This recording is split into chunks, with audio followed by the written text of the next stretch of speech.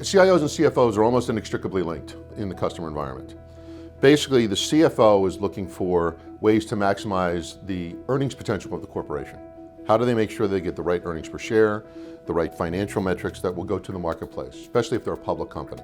So how can they ensure that they're hitting those types of metrics? The CIO is working very diligently and closely with the CFO to make sure that the systems, the productivity inside the organization is up to speed with the rest of the marketplace. And can they really respond to the needs of the marketplace as quickly as possible? So visibility and transparency is extraordinarily important in the CIO-CFO relationship. How can they make sure that they have the right kind of information available? How do they have the right assets available? And how can they respond then to business needs and business requirements that are coming from the marketplace and coming from the various business units?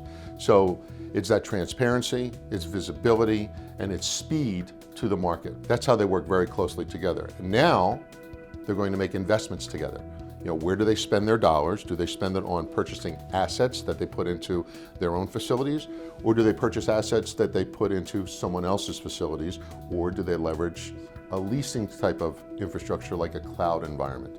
That's how they handle the relationship between the CIO and CFO. They're very inextricably linked. It's a bigger change now because it goes faster. I mean, always CIOs and CFOs have been fairly tightly linked.